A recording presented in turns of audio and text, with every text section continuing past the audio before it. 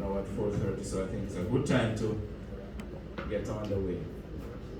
Good afternoon, ladies and gentlemen. This meeting is now called to order.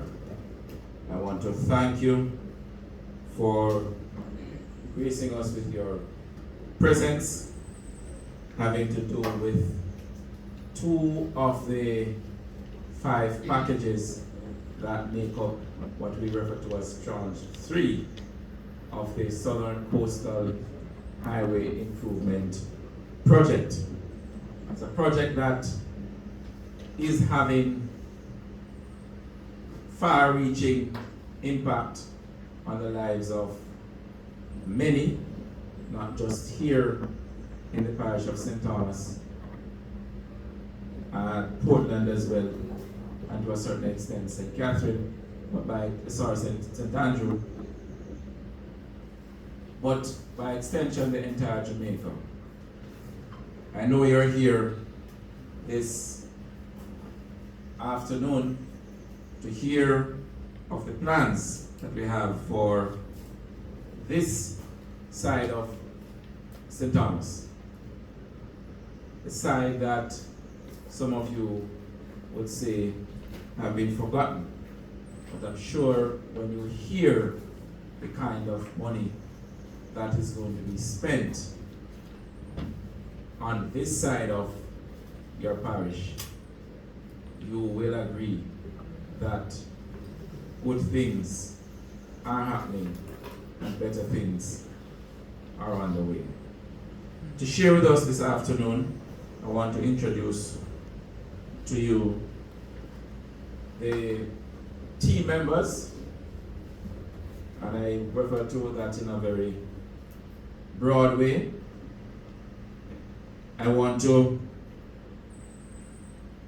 make mention of your Member of Parliament, Dr. Michelle Charles. You're welcome.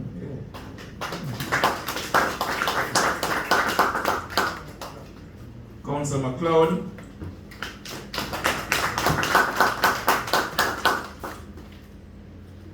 We have from China Harbour Engineering, Damien Anderson, who you'll hear from in a little bit.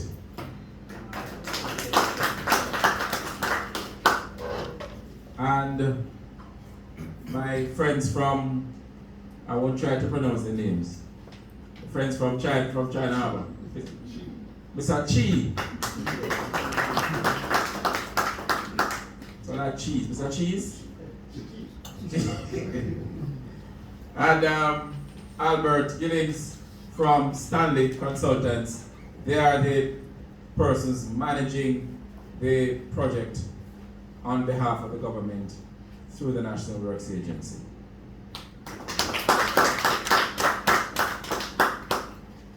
I want to welcome you to this meeting, and I want to thank you for coming out. I want to thank members of the media who are also here. All right, so us being God-fearing people, well, my name is Stephen Shaw, Manager of Communication and Customer Services at National Works Agency. We are God-fearing people, and with that, wherever we go, we invoke the presence of the Almighty.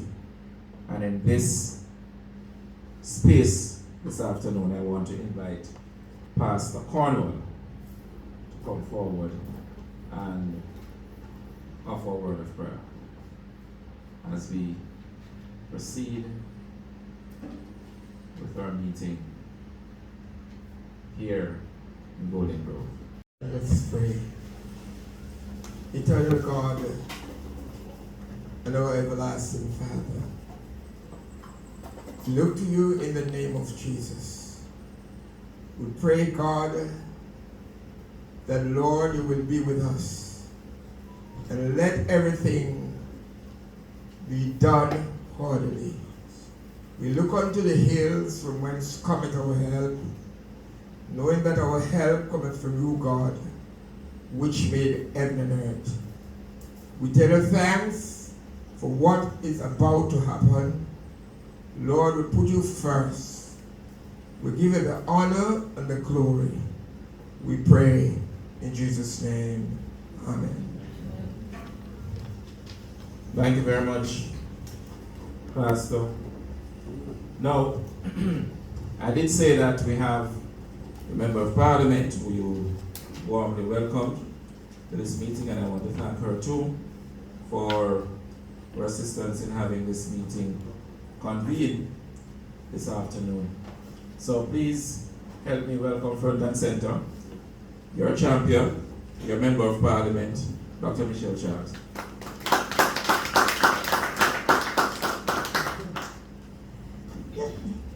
Welcome into my yard. Yeah. Thank you so much.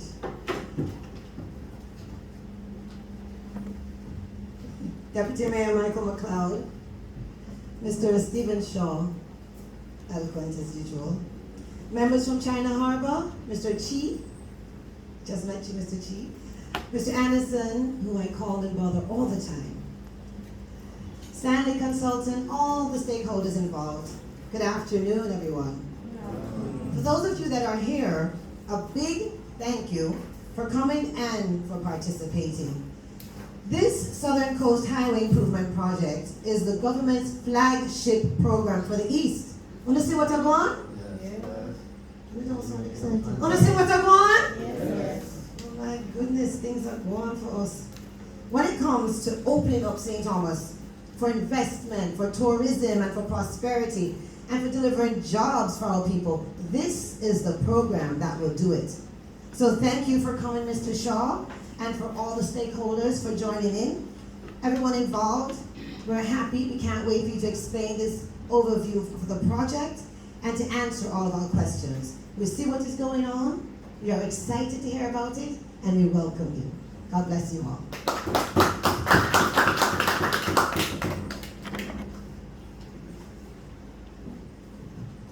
Thank you very much, MP. Now,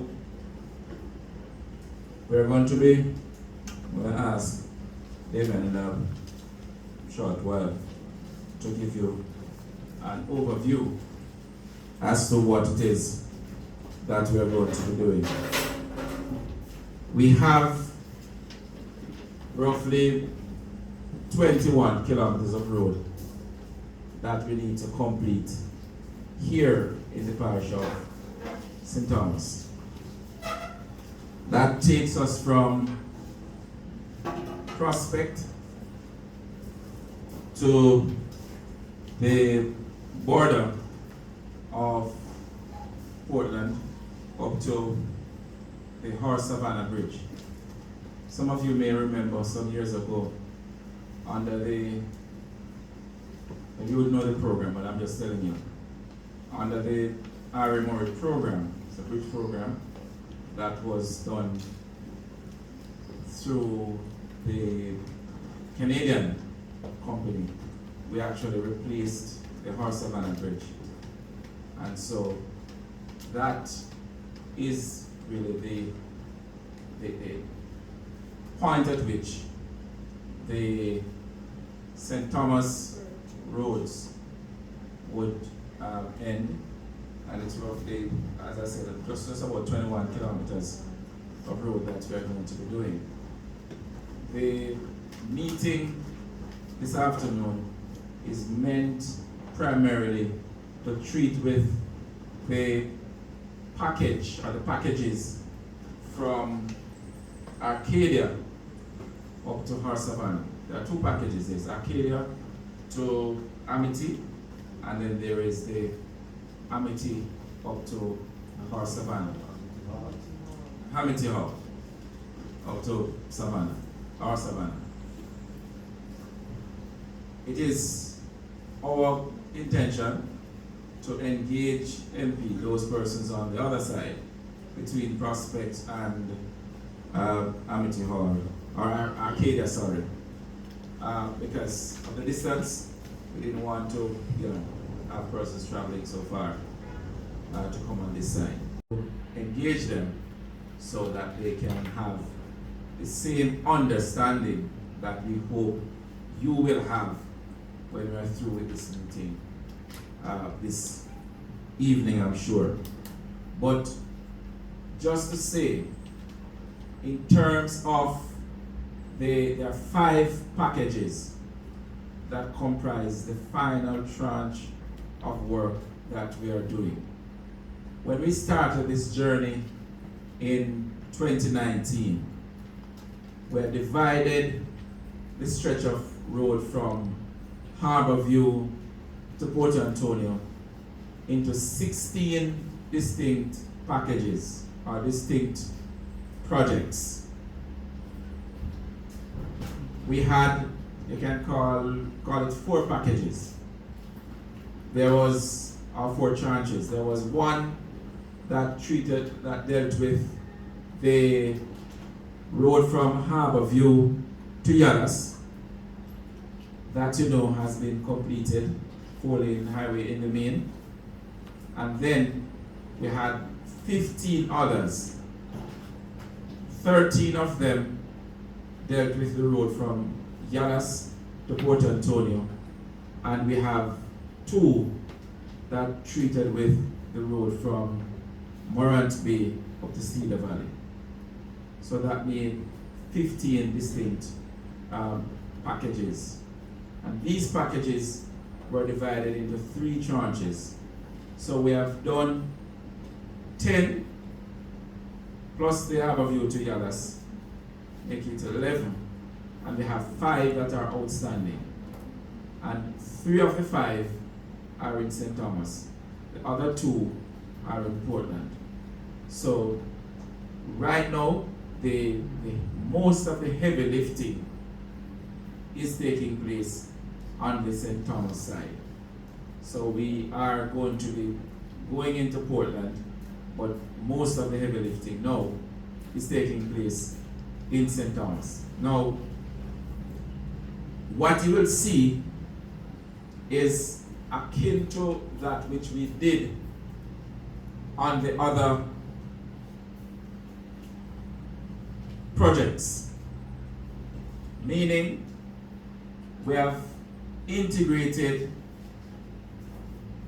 water, telecoms, road into this big project. So we are going to be laying water lines, and to this end,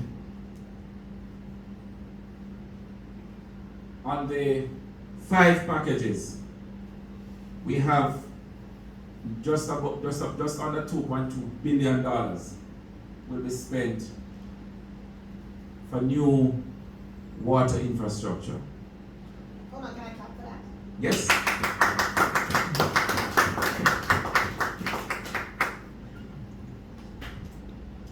Between package 6 and 7, which is that which we are talking about here, which is Amity Hall up to Horse Savannah, the water,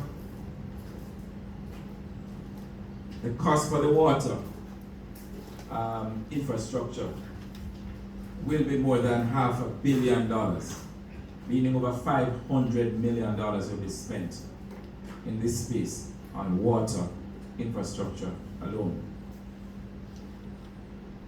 In terms of the road, you have another $2.2, nearly $2.3 billion that will be spent to improve the road between Amity Hall and Horse Savannah. So added to the 500 and odd million water, you're looking at near $3 billion that is to be spent to improve the infrastructure on this side of St. Thomas, taking into consideration the road from Amity Hall up to Horse Savannah. Big deal. Big deal. In totality, what we are looking to spend as part of tranche 3 is over $9 billion. A lot of money is being pumped into this space as we seek to ensure that a greater amount of resilience is added to the infrastructure on this space. You'll find that a lot of new drainage features are going to be put down, especially on this side of St. Thomas, where we continue to have serious incidents of flooding. It's very important. I mean, if you for example look at that drain that has been built by Amity, gives you a good indication as to how the nature of the work that is going to be done, because the road is going to be lifted as high as that drain that you have seen. Because we have to make sure that the water issue, stormwater issue, is dealt with whenever we are finished with the road. It doesn't mean that you may not have flooding in the space. Again, doesn't mean that. And I want to make sure I point that out, because it depends on the nature of the rainfall. You may very well experience flooding. Those of you who watch international news saw what happened in Abu Dhabi a week ago. A whole lot, they got the amount of rain that fell in a day. When you'd have to add 24 months together, 2 years of rainfall happened in a day. That's a whole lot of rain. Flooded a whole lot of places.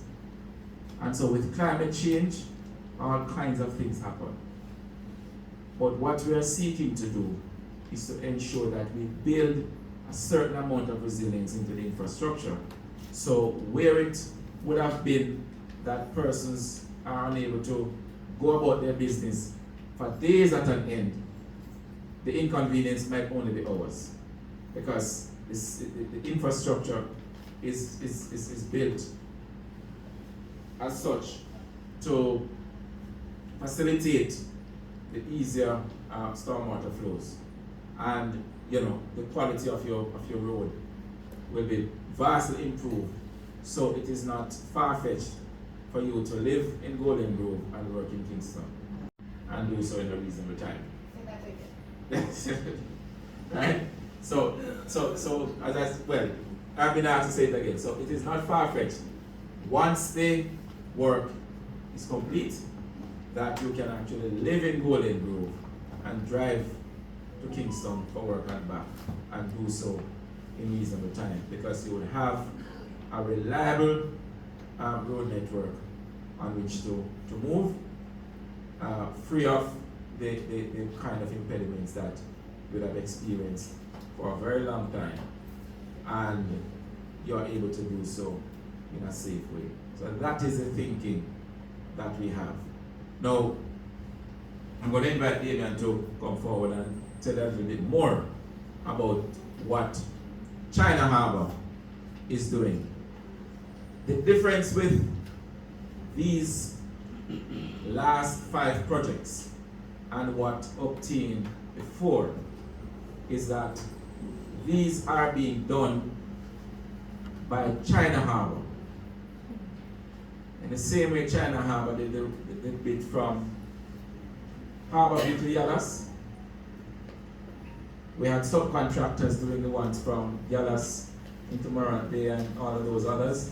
The government has decided they're not subcontracting, because we have had serious challenges with the subcontracting arrangements.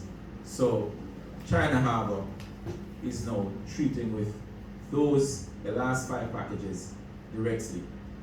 And so we expect a vast improvement in how it is that these projects are executed, and finished by early next year. All right, Damien.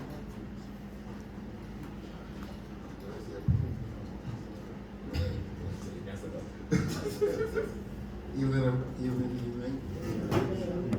Member of Parliament, Dr. Charles, who I bother also a lot of time. It's vice versa. It's not just she bother me, I bother her a lot of time to keep things smooth. Councillor MacLeod,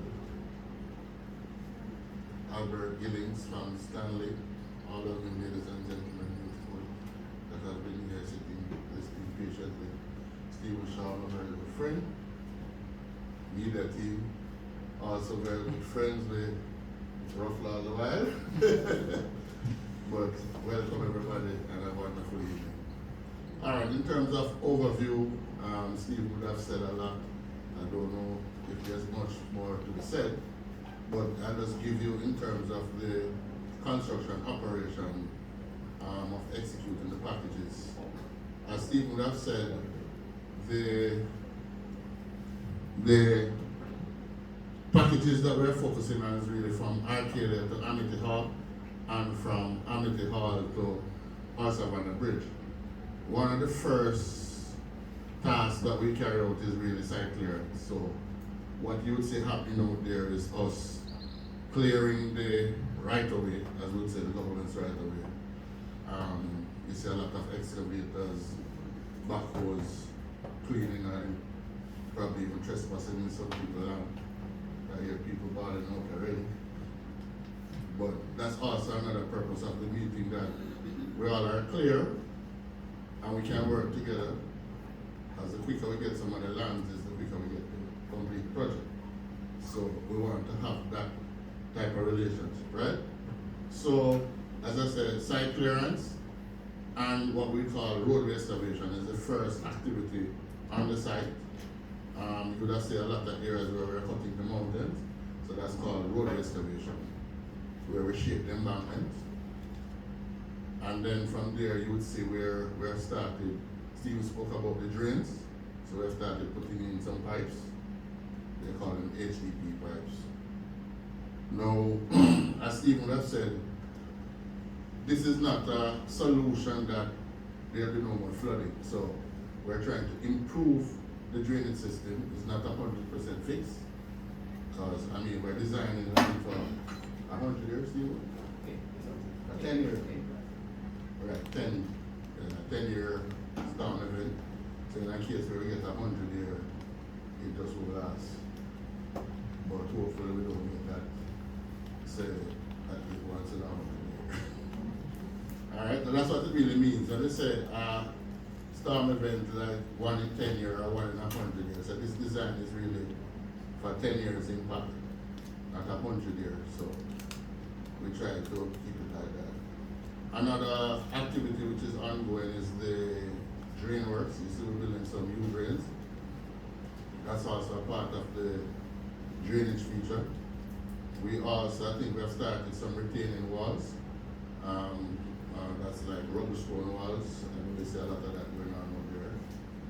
Now, in terms of the pipeline, which is integral to the program, because a lot of times the pipeline aspect of the work, based on the conflict, it creates delays.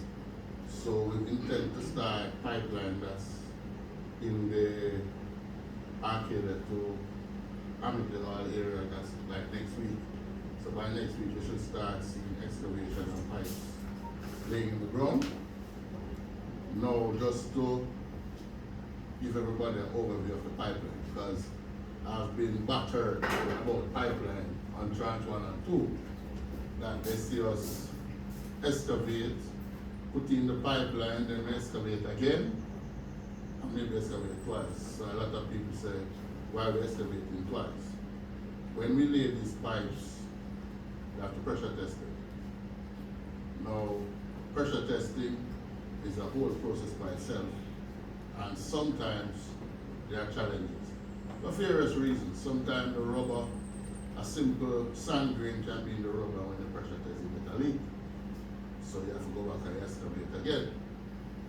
Also, you have situations where you have a defective pipe based on manufacturing error. And even with labor in terms of the installation, and nobody's perfect. So these are things that can cause reinstallation. Another area where we do re-digging again, we, based on design, put stabilized base on top of the pipeline.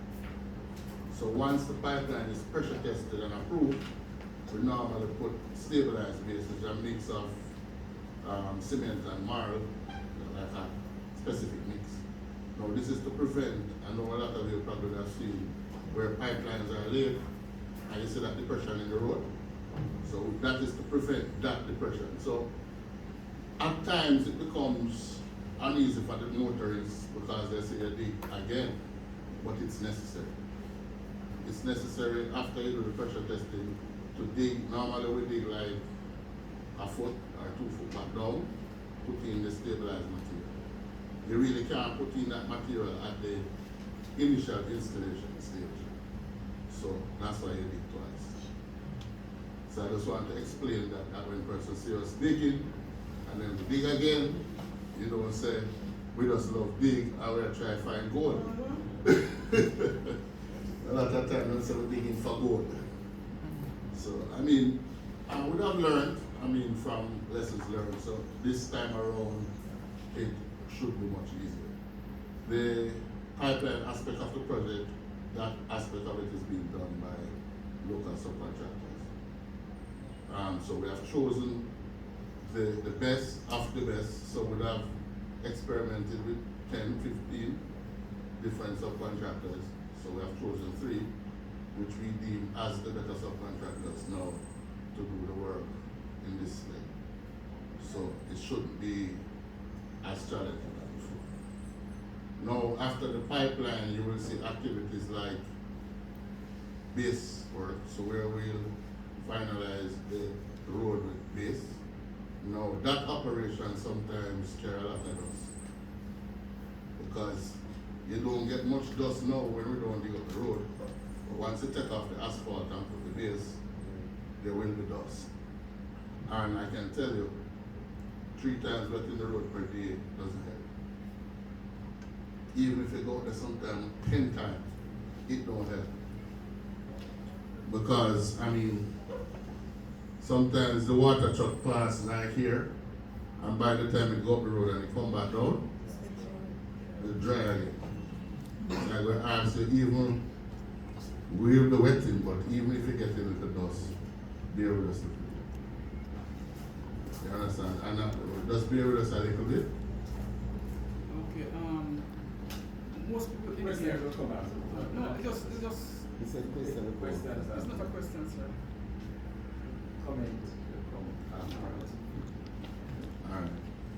Alright, so that's the base material.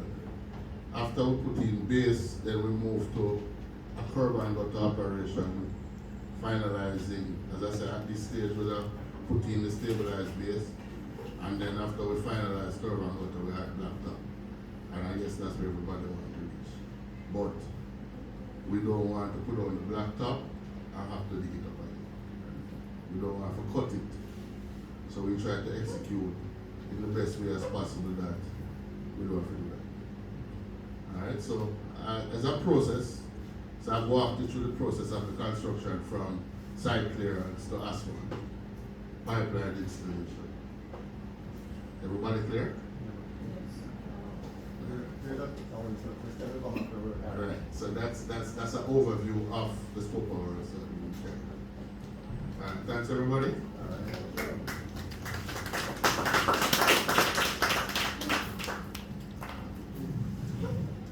All right, thank you, Damian.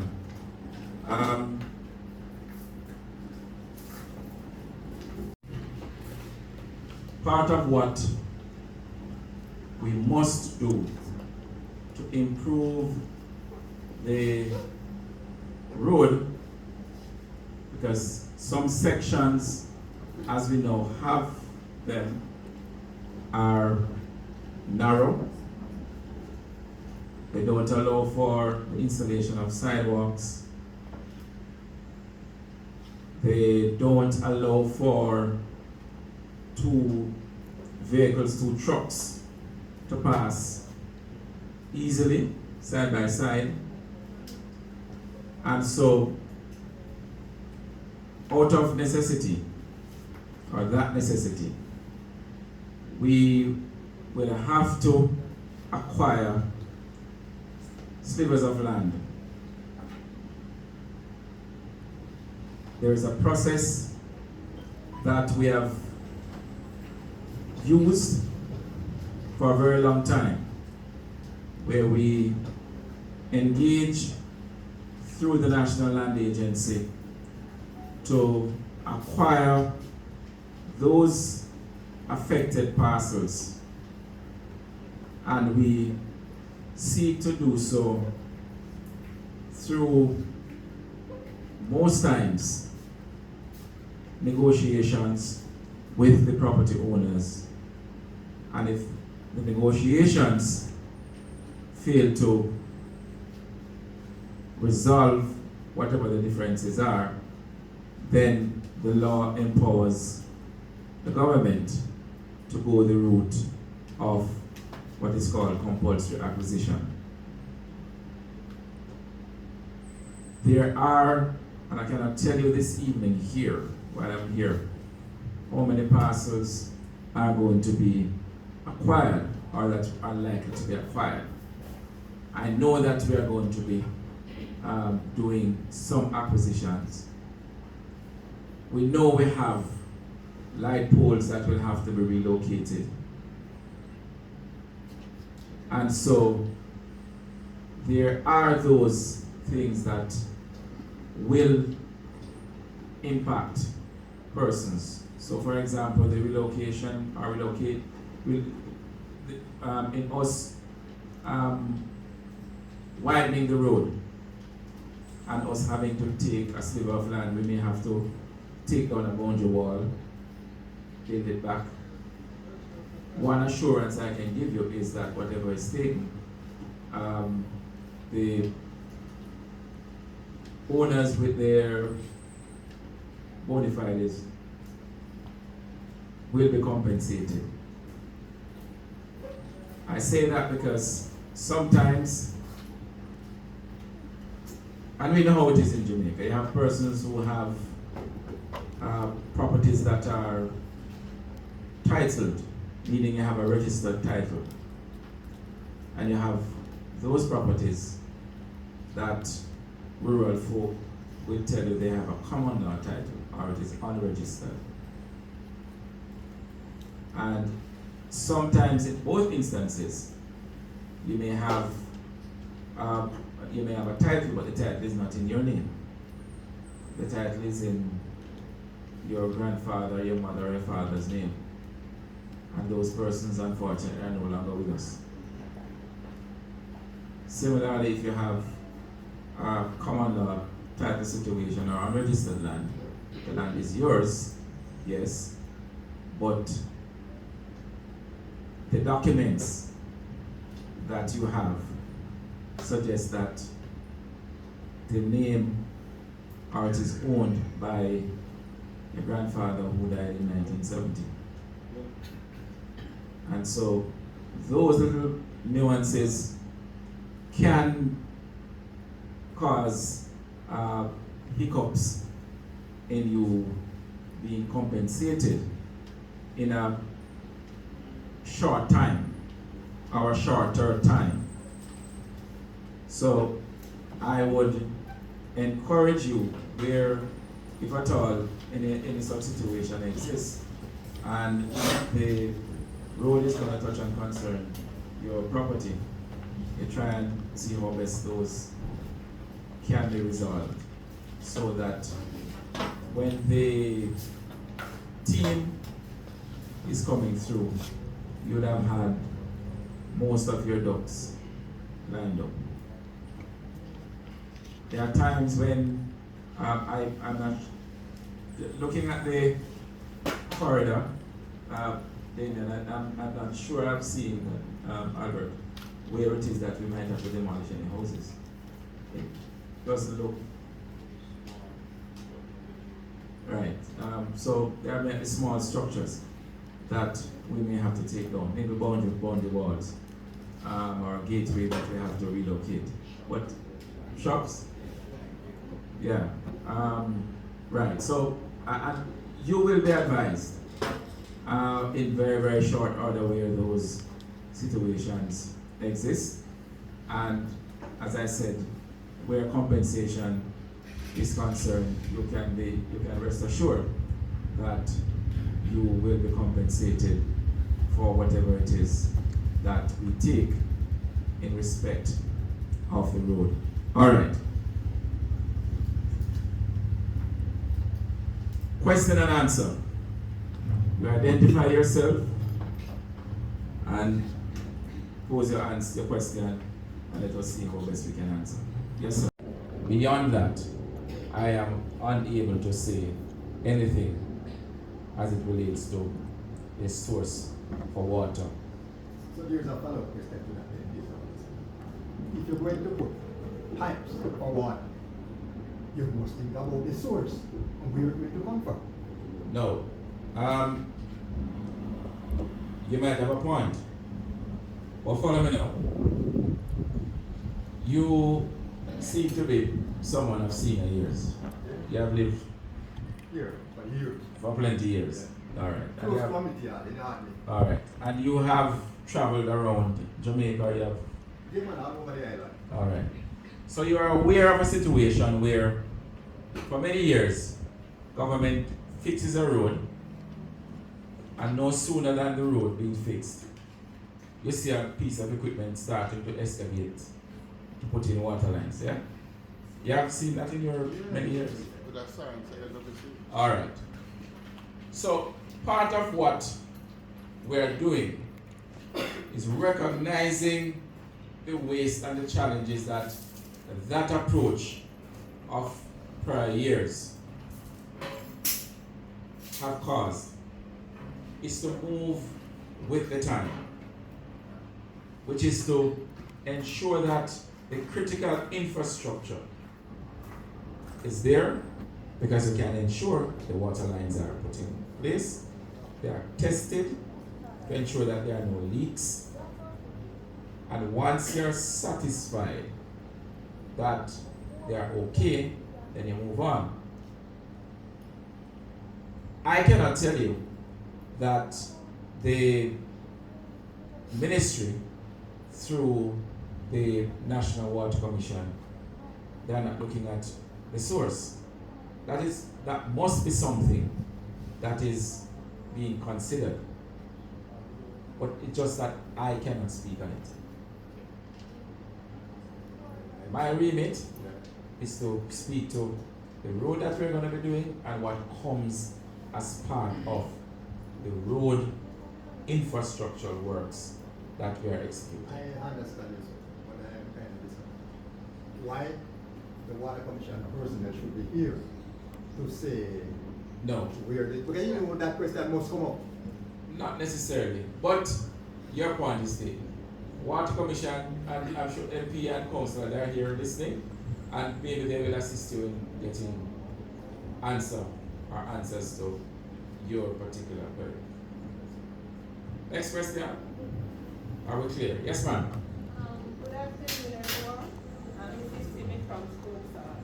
How far away is your house should be from the road? And suppose you are paying lease, is it, and your lease paper is in your name, it's a problem for you to get a different document from the person that you have got the land from?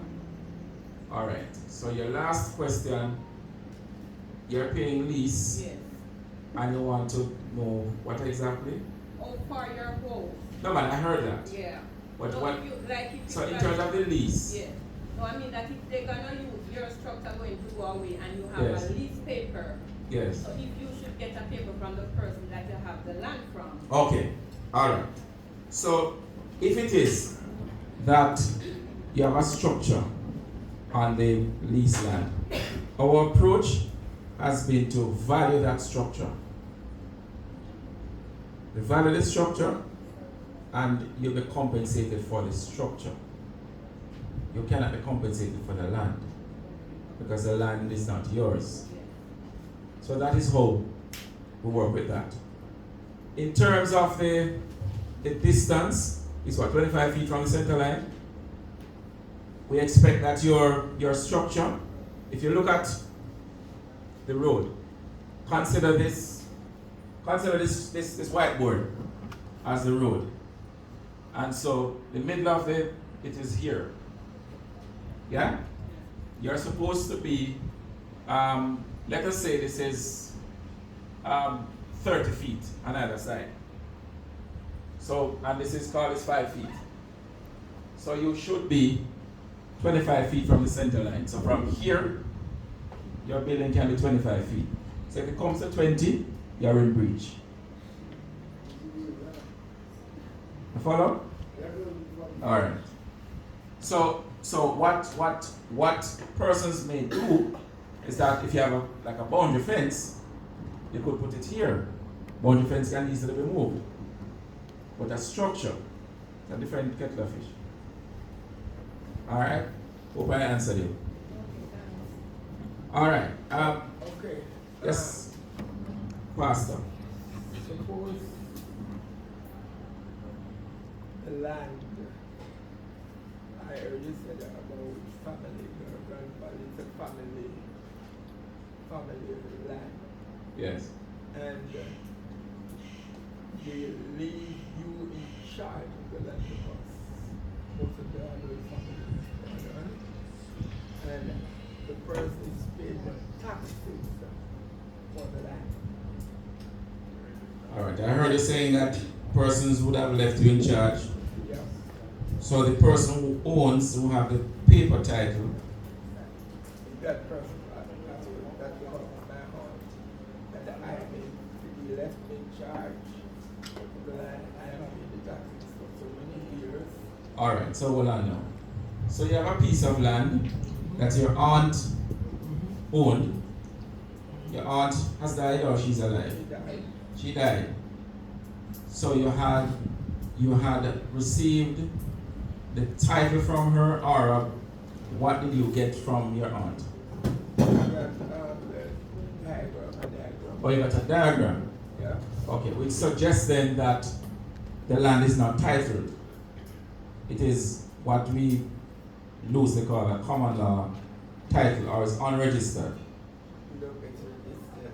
All right. You have something? Let me see. Yeah. And also have the next question. Yeah, man. We're here to answer the questions. My brother also. All right. So this here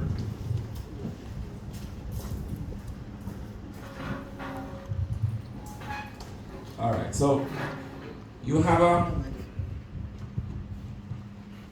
all right, so this here is this is a survey diagram. Hello, a minute. Yes.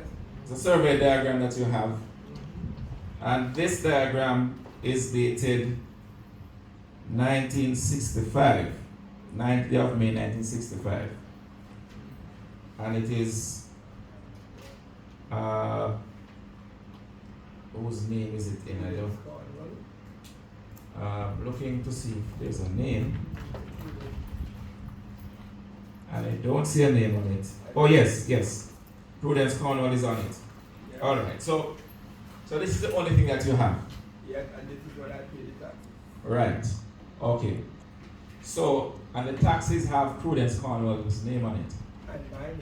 and your name. I'm in possession. You're in possession. All right. But you're not the owner. Uh-huh. So if your property were to be impacted, the property that you're in possession of, you need to do something.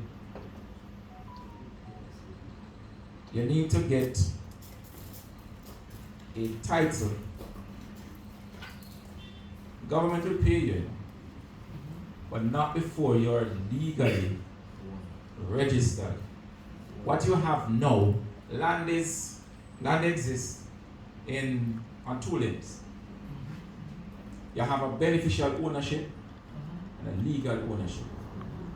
The two things, the ideal is for both to come together.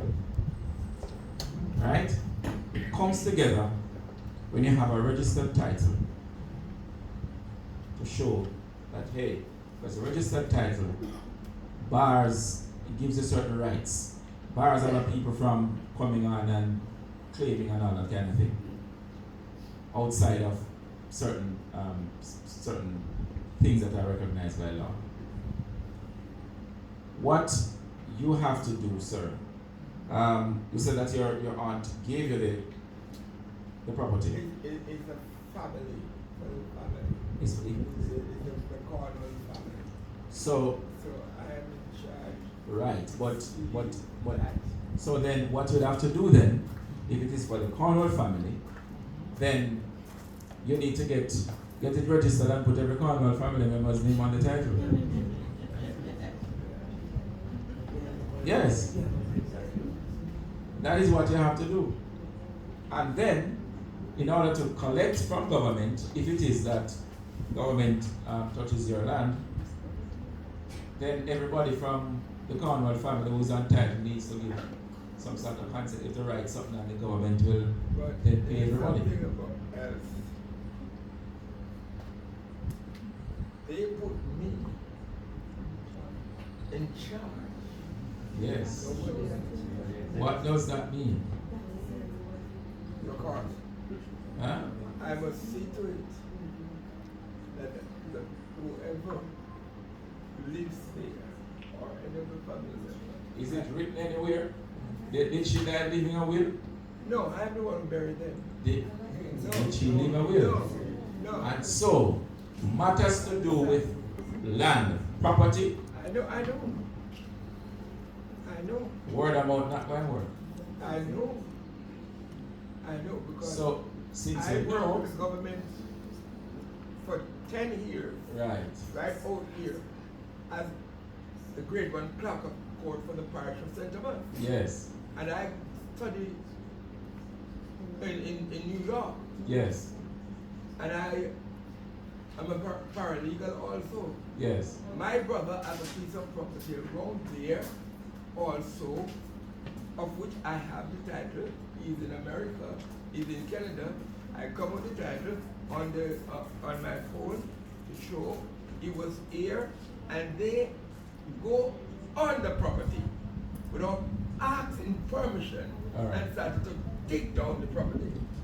He gave me the permission to stop them, and I went and stopped them. Yes. Right now we have a lawyer, yes, and the lawyer is Mr. Gray, yes. and Mr. Gray it is in Mr. Gray's hand. I'm sure I'm aware of that particular situation.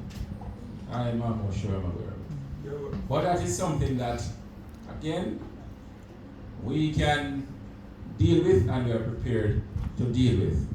But for persons who have documents such as this, Mm-hmm.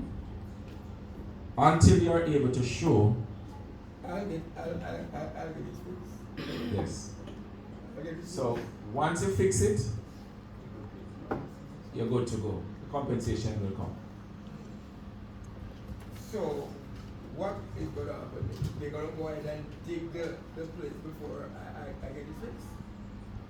The road, Yeah. the road, the government will not wait until you fix something that has been, because remember now,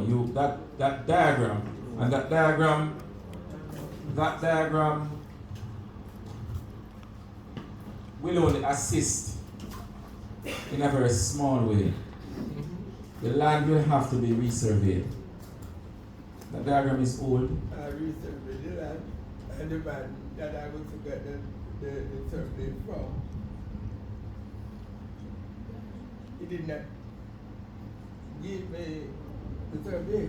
Well, that's I a, have to be going back now to another survey yeah, to so, come and survey the land. right, so make sure when you get the survey done, what you're going to ask the surveyor to do for you is that you want to get a pre-checked diagram.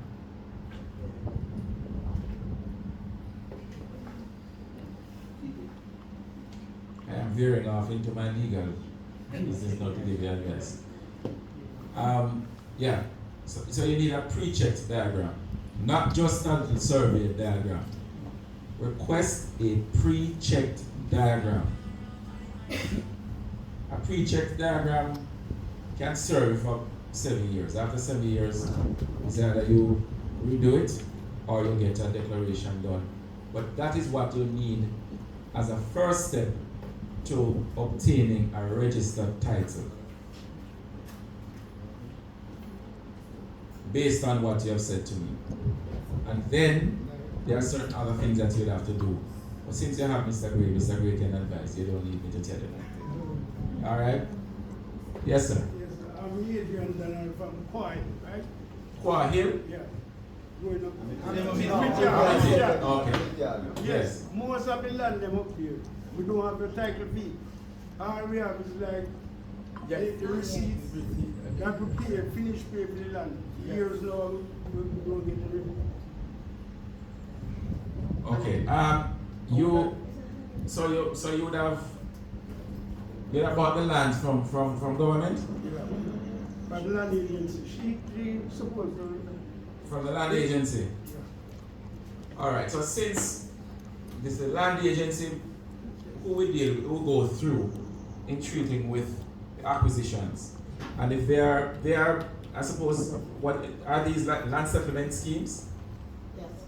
The land settlements. Yeah. Okay. So the NLA deals with land settlements.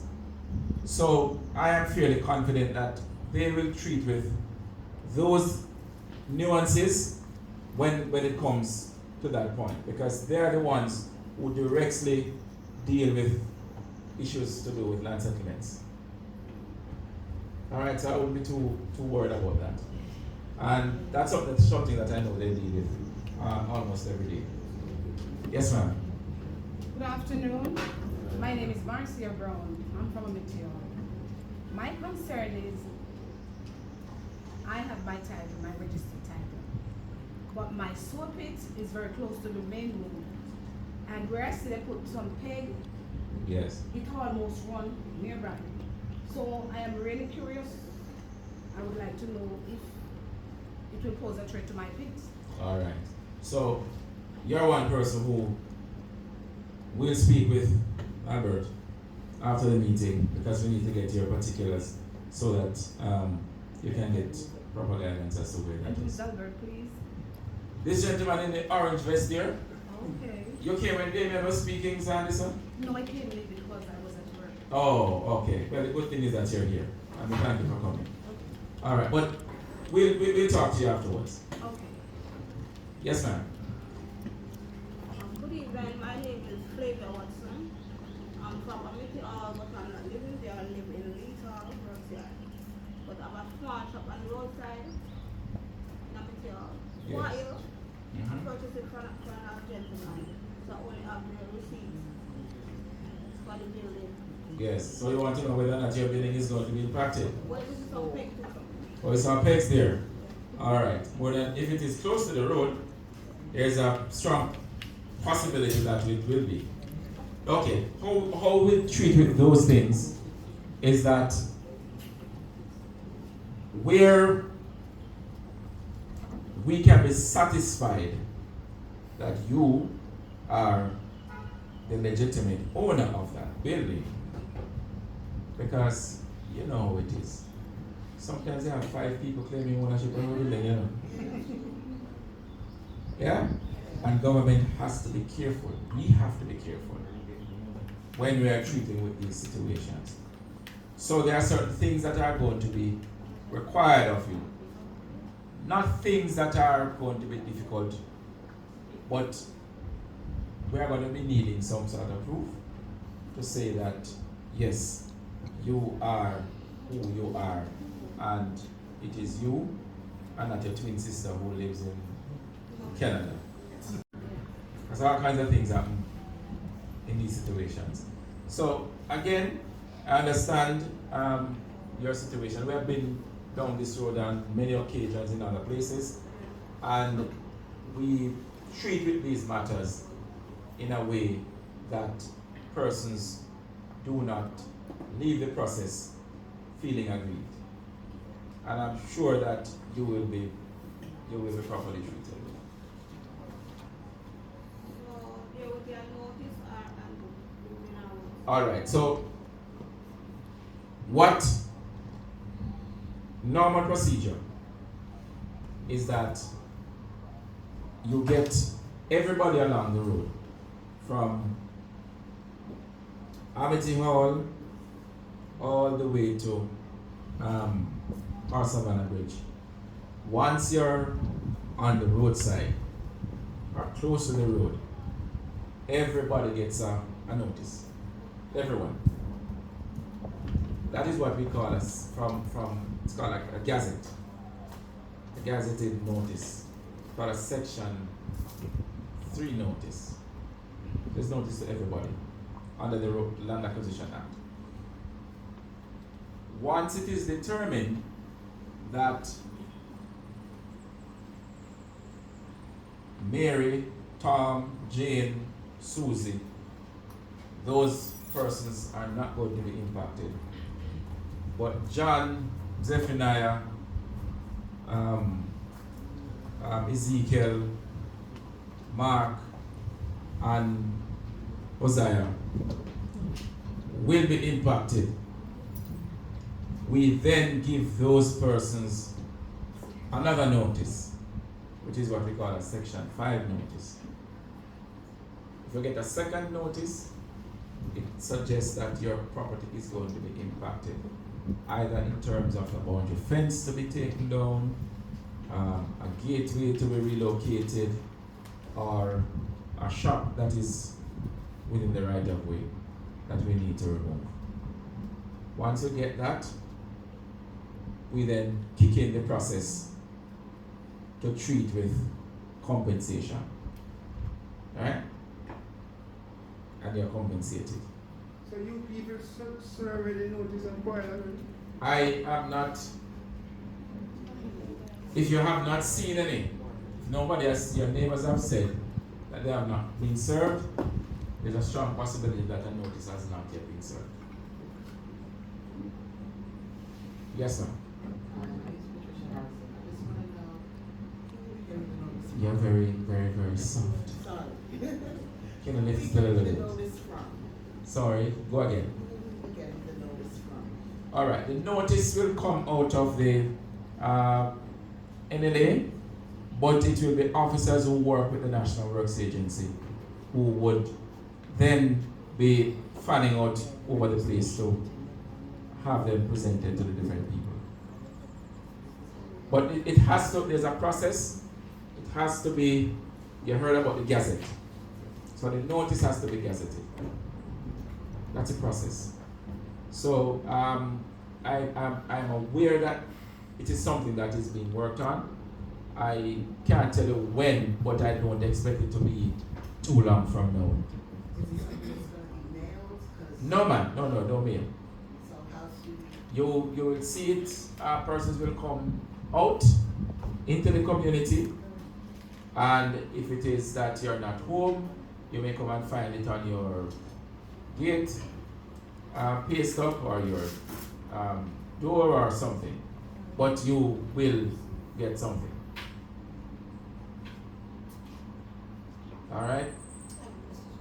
Yes, MP. I'm also passing around a book, so if you'd like to have direct information when NWA passes it on to me, then just add your name, phone number, we can WhatsApp you the information, or Good. also add your email address, and we'll continue to pass that information. With regards to Mr. Wilson and NWC, I've begun a series of meetings with National Water Commission. So listen out for the meeting coming to your area soon. So it's a similar meeting like this, lots of community meetings, so everyone can ask the questions. So we'll ask them that when they come to you. Okay? So just give us your phone number that you'd like to receive the WhatsApp information on, and your email address, and we'll be happy to share that with you as well. Okay? All right. Yes, and Councilman. If the person acquire like a piece of land from without any form of receipt from the government land, there's a compensation for a person. That's a very important question. Interesting question, actually. So the person went on the government's land. The reason why I know when I see it, because I also I'm the chairman of planning. We serve a lot of notice for those on that stretch of Portman where there's building that stop out and it still continue. But when we measure it, that less than the 25. Yes. So I just want to find a guy, know them will come and ask the question. Because get stop out and it still proceed. But massive building that they're putting and that's one, Well, that is going to be something that when those discussions come about will certainly be taken on board. Because if you continued a construction illegally, having been advised not to, then do you really think that the government should compensate you? Alright, so that is something that will have to be looked at, and each case will have to be treated on its own merit.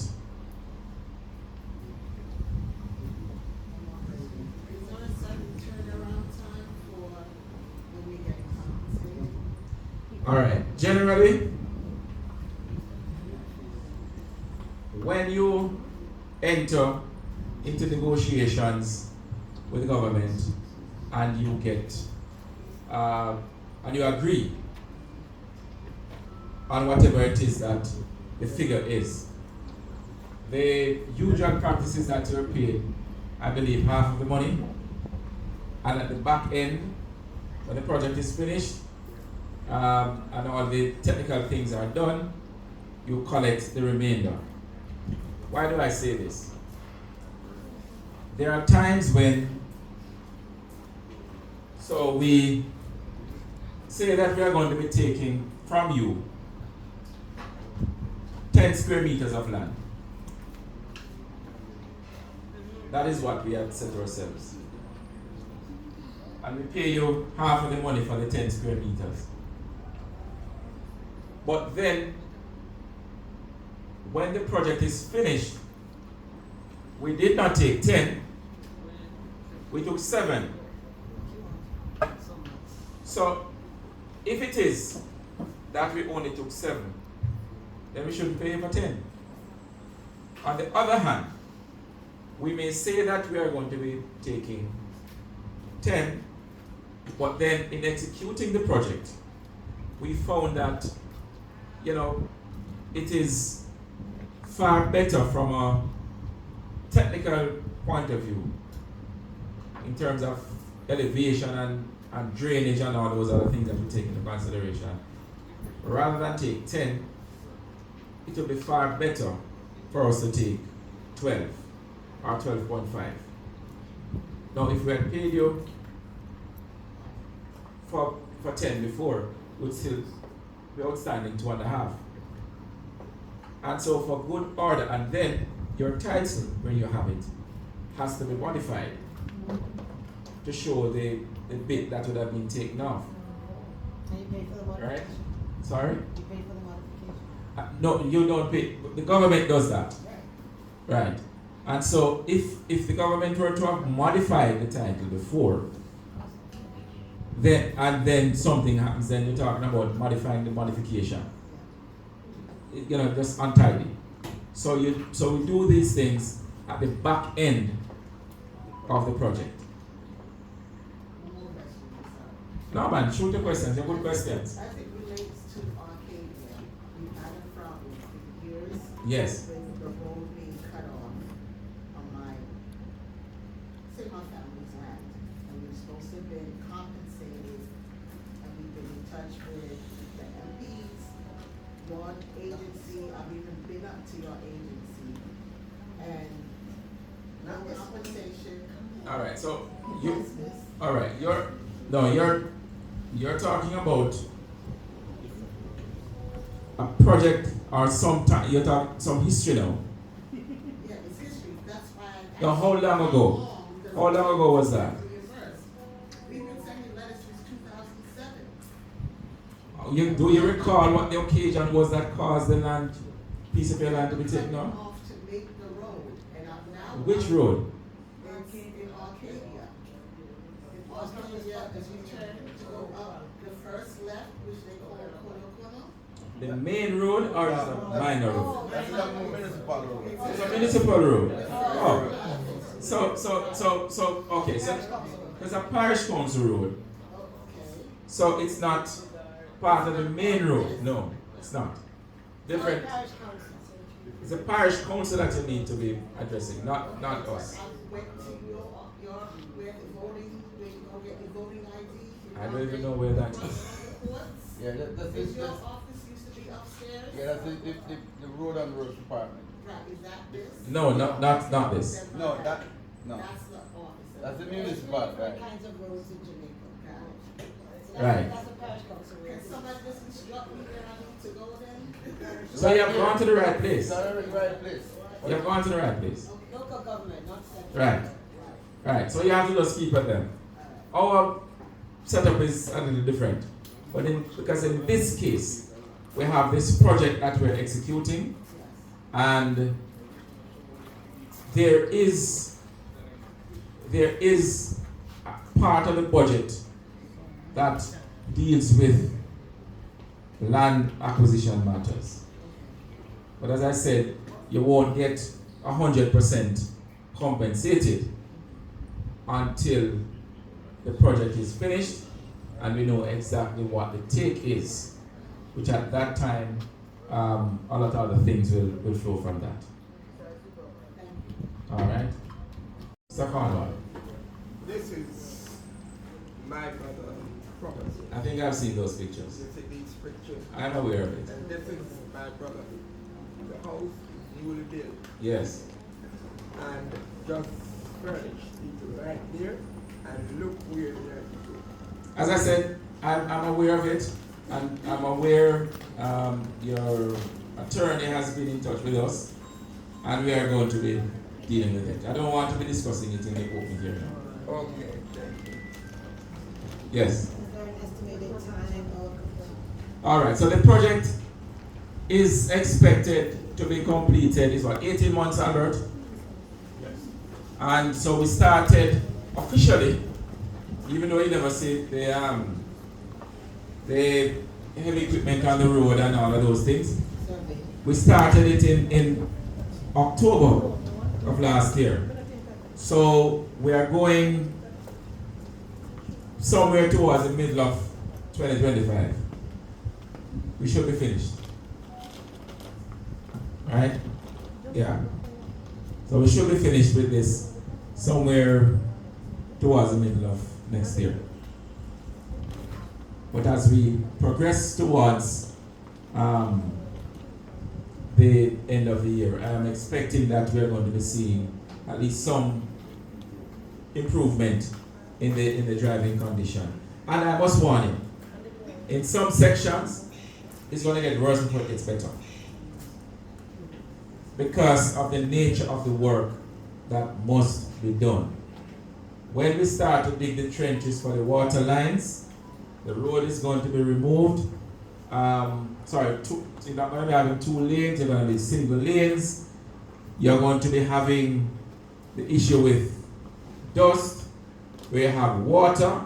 Now, you may get your water being disrupted, because Water Commission will migrate you from the old line to the new line. Those persons who are thieving water will find themselves in problems, because they will not be migrating onto the new line, and some of those persons will complain. We know all of these things, MP, based on experience. Councillor? You know, so if you tap into the thing and NWC don't know you, you understand? You're going to have a little bit of a difficulty. But that is for NWC and yourself to deal with. We really though want to work together. We want to ensure that at the end of the day, the people of St. Thomas, the people of Eastern St. Thomas in particular, get a good quality product. And you in return will ensure that them plenty open land when we see around the place. We'll put them in a good use so that we can flood Coronation Market with all of the good produce that St. Thomas can put out. Or whatever it is else that you guys can come forth with to make sure that we have a better Jamaica land we love. Yes, ma'am.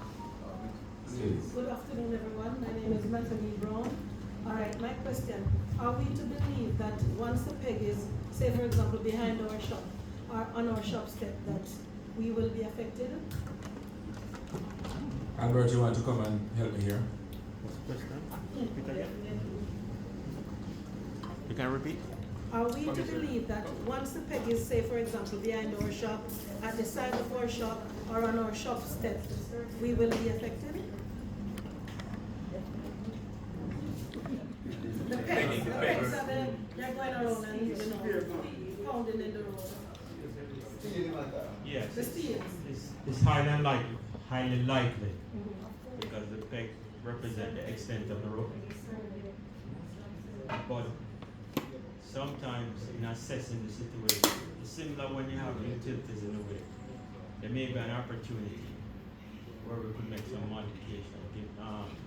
And that would say as we get closer and closer to the completion of the road. But some things are obvious and clearly, as Stephen said, you've been notified early of the intent.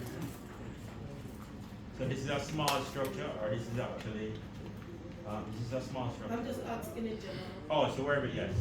So usually where you see the pegs is the extent of the road construction. Okay. All right. Alright, so I have another Then the question. extent of the road construction. So I have another question. Yeah, go ahead. So for many years, when we, or for a few months or many months, when we had the subcontractors in this side of Eastern St. Thomas, they did a whole lot of rubbish. I, for one, referred to them as the foolish virgins and the wiser ones going to Portland.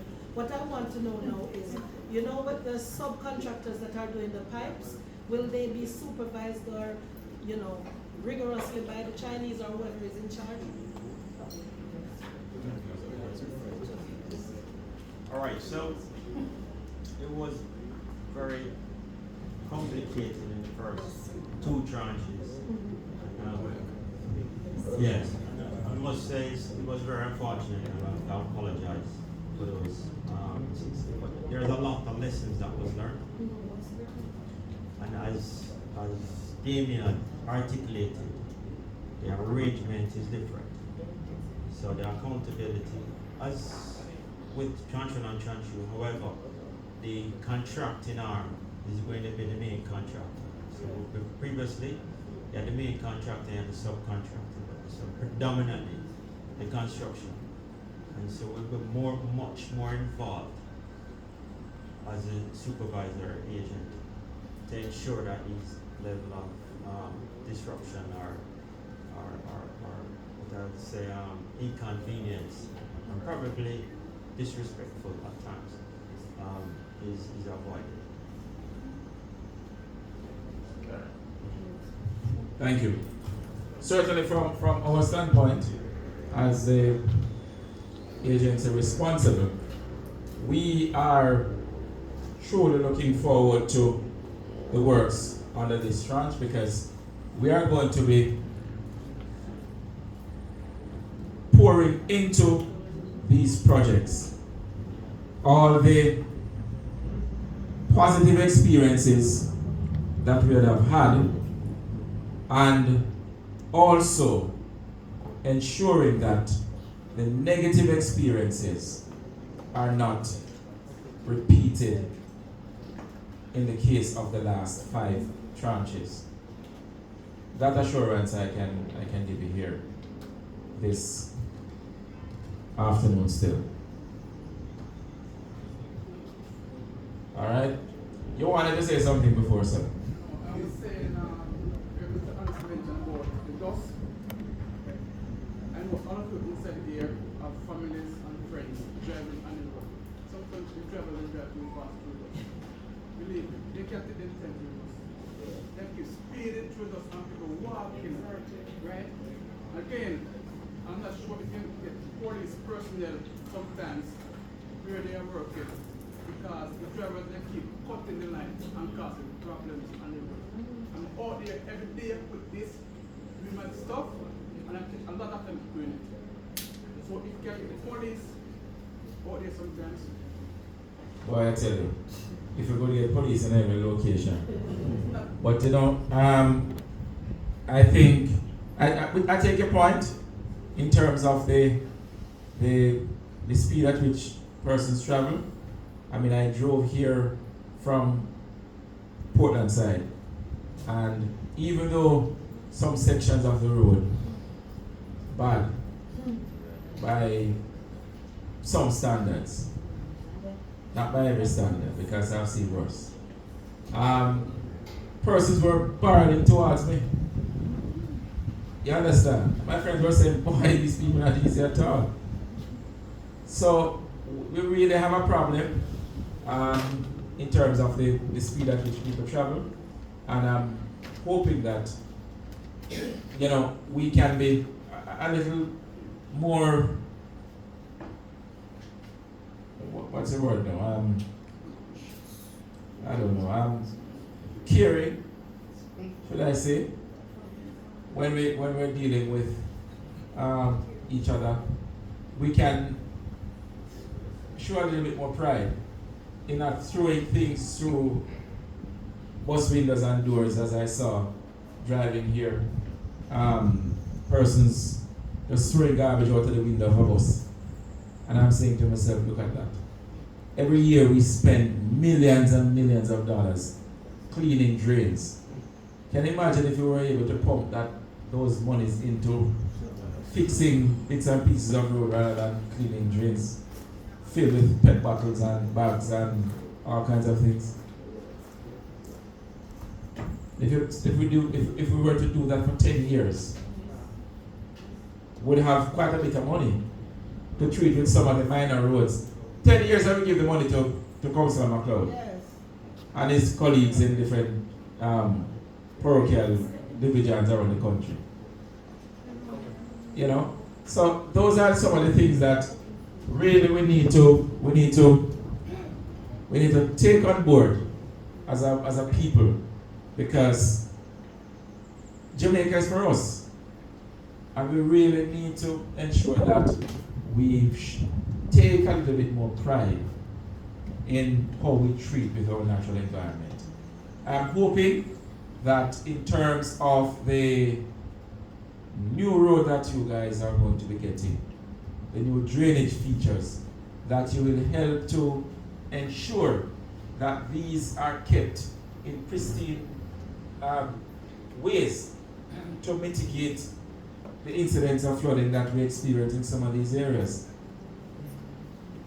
I'm hoping that you will not treat with these drains as incinerators, as we have seen in other areas. They are plastic pipes. And if you use the catch pits to burn garbage, what usually happens is that the plastic pipe gets burned from beneath the road. And you don't know that the road is floating. In other words, there's nothing holding up the embankment. And then you have flood rains, and God forbid, a bus laden with school children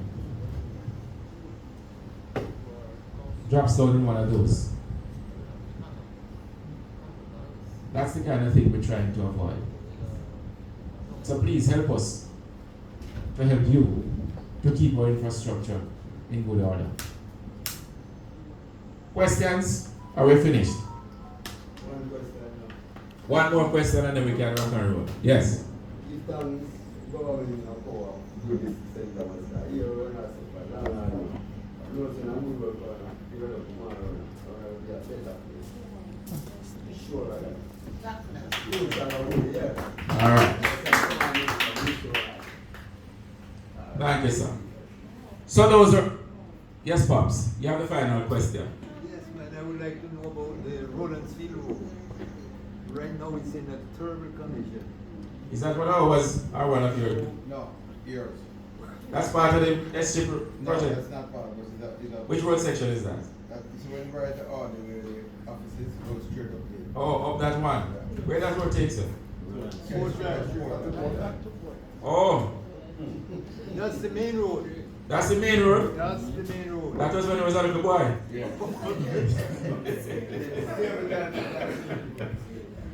Alright. That was the main road. How many people live up there now?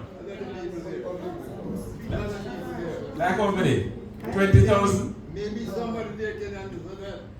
Yeah? Maybe you somebody can know. answer that. Yeah, alright. How many students at the school? What, 10? 7? 67. Oh, I thought you said 7. Because I said 10 and I said 7. Sorry, I heard. 2 miles up road, one's on both sides. Yeah. So it's a very big community. Right. All right. Not discounting what you're saying, but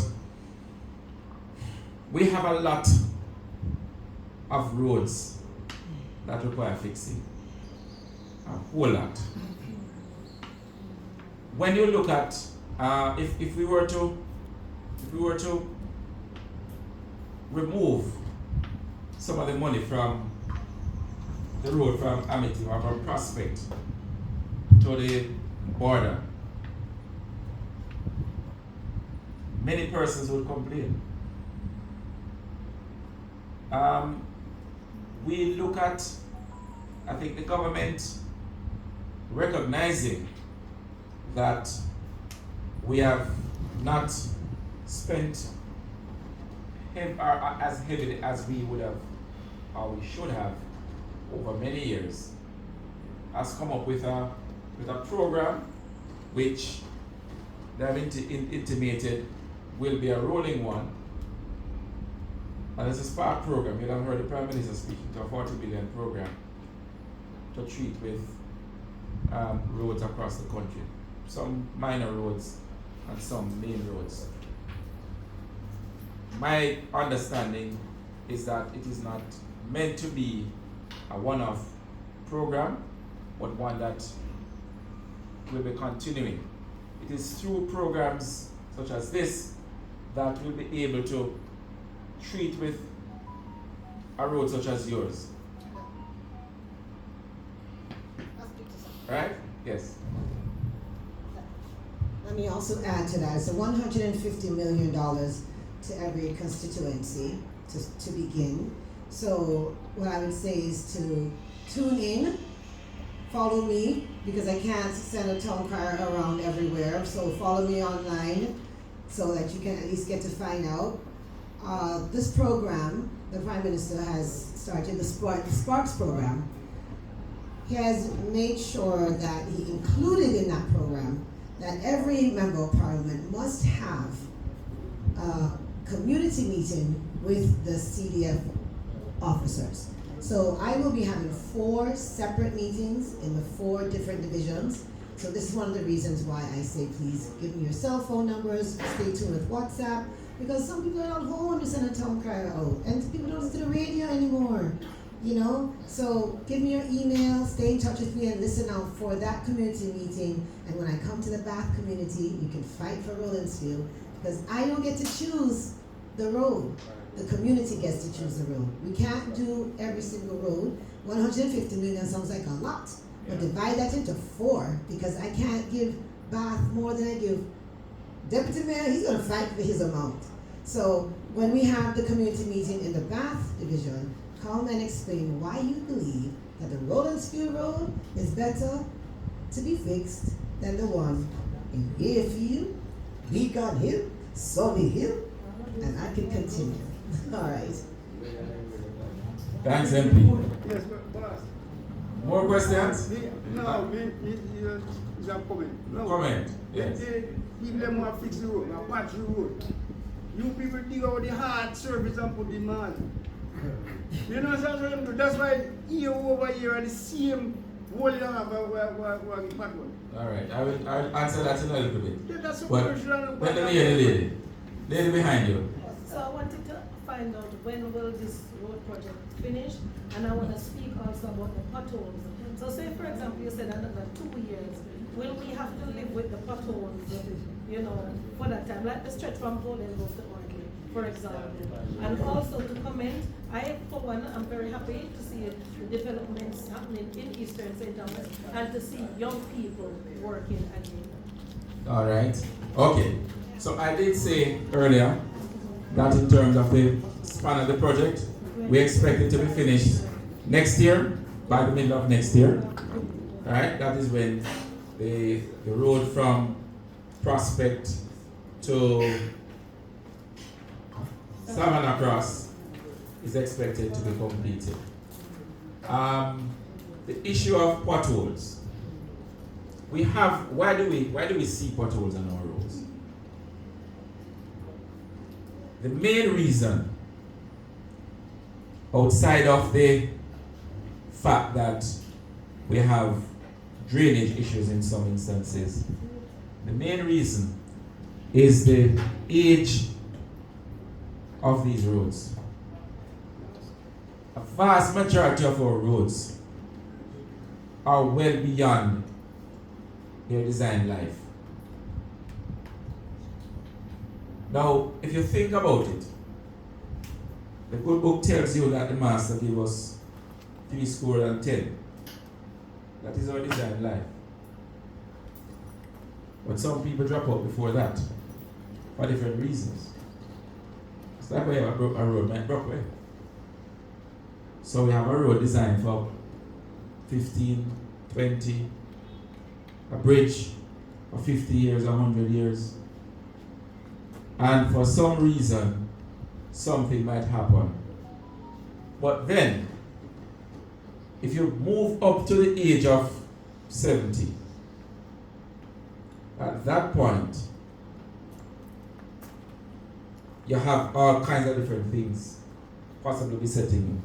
The arthritis coming in, you have the angina, you have to start taking pills. My mother is 97 years old and she has a back.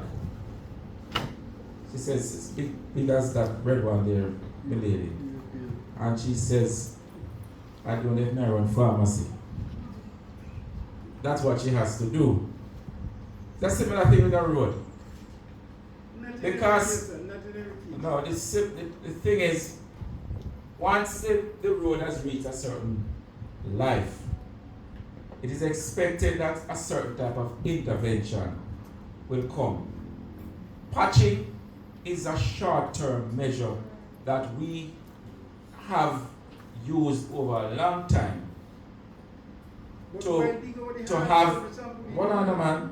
Listen to you now, listen to me now.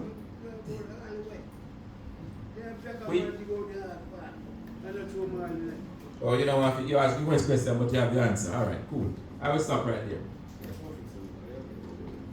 Any other question? Yes, Chief. Even why when water commission dig up the road, why them take so long, like fix the road? So much time at that make the pothole in the road. I wish I could answer the water commission questions for water commission. Dig up the road and left it. What I can say is that we have been trying to work with the NWC to try and reduce the incidence of roads being disturbed and being left unattended for an extended period. We have managed to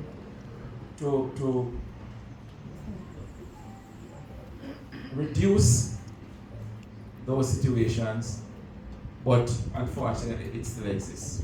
And it is something that we continue to work on. Yes. No. Before you finish, Mr. Shaw. Yes. I just want to remind that it's not part of the network, but we visited the place on the 18th of November in the paved tour. The road around Chile with the big breakaway. Yes. Still there. I spoke with PS, I spoke with the PM, I spoke also with Mr. Storage. Right? Yes. And they said they would answer me. I have to tell them that I will block the road before them to All right. stand there. And it's getting worse. And it gets worse. I will talk to you. I will I'll explain to you what's happening off the record. Off the air. We're here at Golden Grove Primary School. And I want to thank the Golden Grove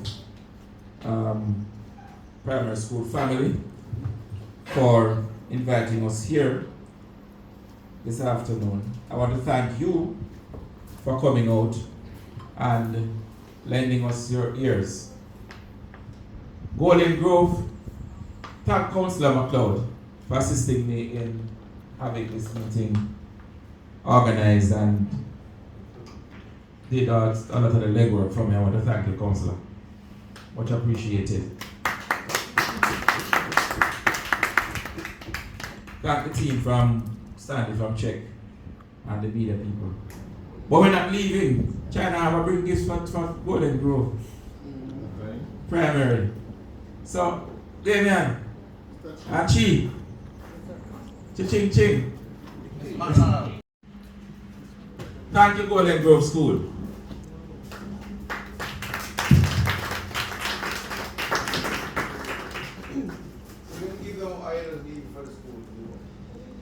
The school is going to give them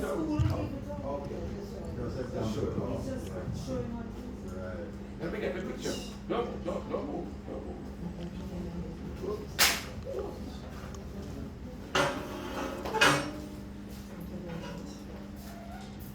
Chief.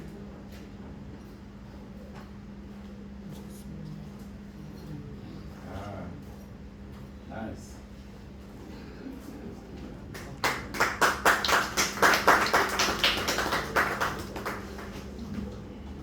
So, school getting markers, pencils, pencil case, and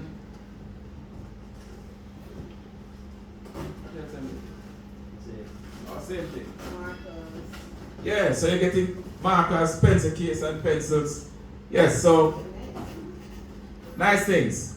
And I'm sure the students at Golden Grove Primary will welcome the gifts, and we are very happy to work with the institution, to work with the community, and who knows, maybe China Harbour will throw a little bit into the mix later on by fixing the road to the school at the back end of the project. Not just doing like I want some just leveling it up. That's right. Just leveling it up. Just level it up. all right, just level it. All right. So you being so nice, we'll do it twice and thrice. All right, let's see if we can work with Damian and we get something. No, I believe that when we have these types of projects, beyond the road that we are giving the people, there are other types of legacies that we ought to leave with them. And so, if we can assist through China Harbour to level this place for the children, I'm sure it will be done. Thank you, ladies and gentlemen, and we look forward to working with you to ensuring that we have a very successful execution of this work under Tranche 3 of the Southern Coastal Highway Improvement Project. Blessings, have a good one.